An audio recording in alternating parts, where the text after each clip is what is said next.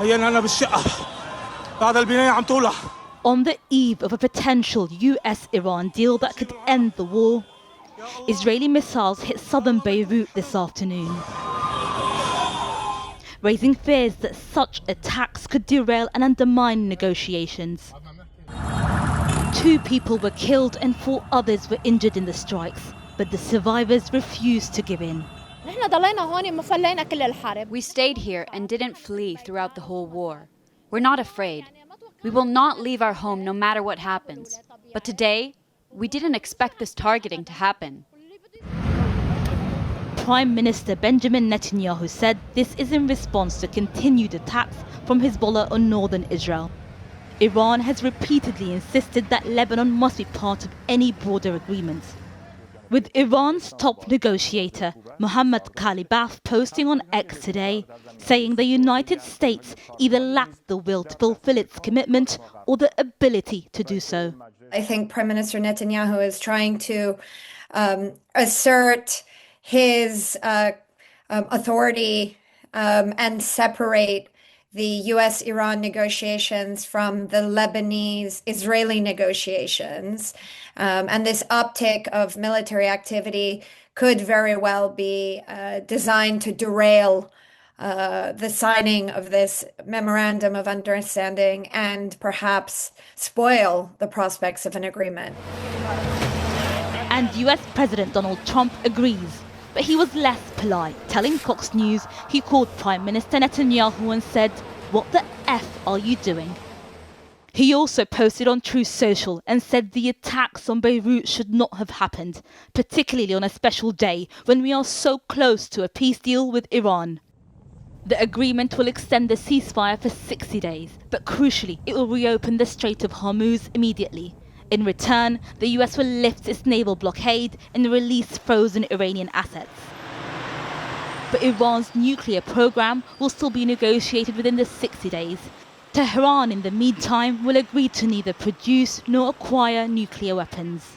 This is the beginning of what could be the end game. But like we've seen in the Gaza peace plan, there is a nominal ceasefire. There continues to be violence, and there hasn't been any movement forward from phase 1 to phase 2. Today, President Trump will celebrate his 80th birthday on stage at the White House.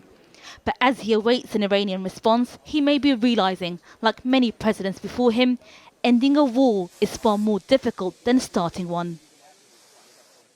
Sarah Swami there. Our foreign affairs correspondent Secunda Kamani is in Beirut. Secunda.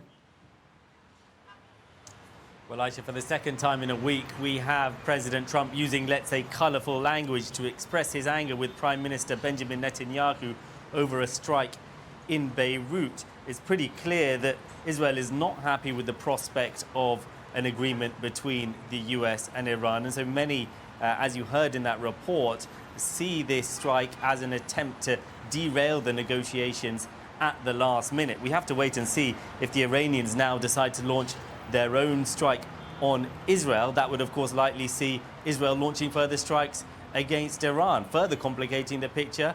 Tonight, the Israeli military say Hezbollah have fired further drones and rockets across the border into northern Israel. No side, I think, really wanting to leave any blow unanswered for. Israel had previously said it would not attack Beirut if Israel did not, if Hezbollah did not fire across the border. But what we've seen President Trump pointing out today is that the drones Hezbollah fired did not cause any real damage, and so he said did not necessitate the kind of strike we saw in Beirut. All sides, I think, trying to test each other's resolve. Sek, are we any clearer on what the ceasefire might mean for Lebanon, where you are? Well, not really. It's one of the big unanswered questions. I'm sure that the Iranians will have been pushing for a full withdrawal of Israeli troops along with some kind of ceasefire. I'm sure the Israelis will have been pushing back against certainly withdrawing all their troops from southern Lebanon, where they're occupying a swathe of territory. Perhaps the Israelis will make any kind of withdrawal conditional on the disarmament of Hezbollah, which is something that I think, frankly, we're unlikely to see. And so if we do not see a full withdrawal, perhaps it's quite possible, even if there's an agreement reached between the US and Iran, the conflict here in Lebanon will continue. Secunda, thank you very much. Secunda Kamani in Beirut.